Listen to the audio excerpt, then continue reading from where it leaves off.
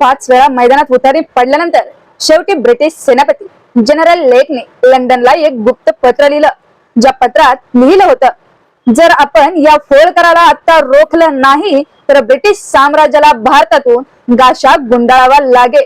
हो मित्रांनो, इंग्रजांना त्यांच्या इतिहासातील सर्वात मोठी भीती दाखवणारा राजा म्हणजे चक्रवर्ती सम्राट यशवंतराव होळकर. आज आपण पाहणार आहोत भरतपूरच्या या 5व्या लढाईचा तो थरारक शेवट, ज्याने गोऱ्या इंग्रजांना गुडघे टेकून रडायला भाग पाडले होते. जर तुमच्या धमन्यांमध्ये खरं मराठमोळा रक्त असेल तर हा व्हिडिओ आता स्टेटस वरती ठेवा आणि कमेंट मध्ये गर्जना करा, जय यशवंतराव. लंडन हादरलं, ब्रिटिश ईस्ट इंडिया कंपनीची वाताहत. मित्रांनो, भाग 15 मध्ये आपण पाहिलं की जाट होळकर सैन्याने इंग्रजांचा कसा नरसंहार केला.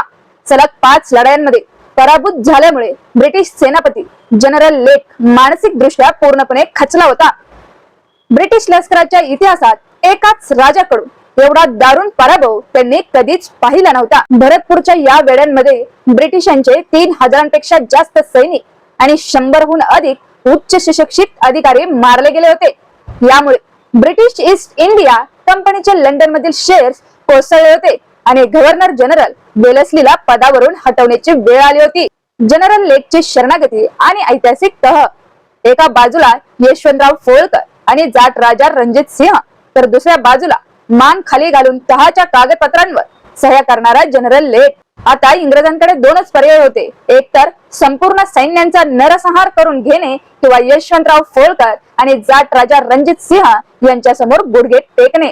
अखेर जनरल लेकने आपला ताठा सोडला आणि स्वतः पुढे येऊन तहाची याचना केली.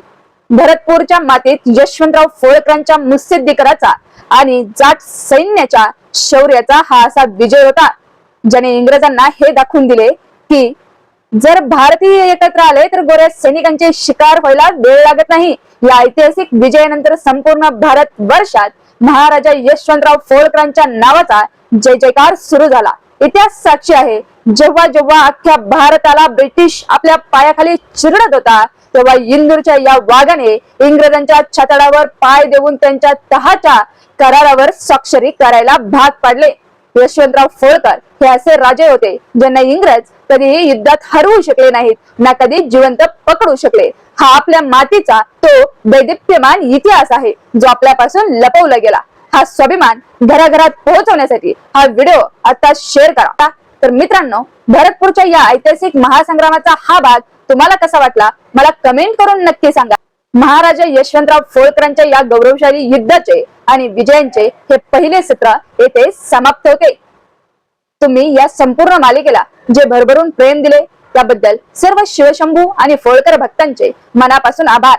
पण प्रेक्षकांनो, कुठेही जाऊ नका, कारण आपल्या रणरागिणी अहिल्या चॅनलवर आता सुरू होत आहे एक महाविस्फोट. यशवंतराव होळकरांच्या या पहिल्या सत्राच्या समाप्तीनंतर लगेच पुढच्या भागापासून आपल्या चॅनलवर येत आहे एक अलौकिक महापुरुषाची, लाखो भाविकांचे श्रद्धास्थान असणाऱ्या संतांची गाथा.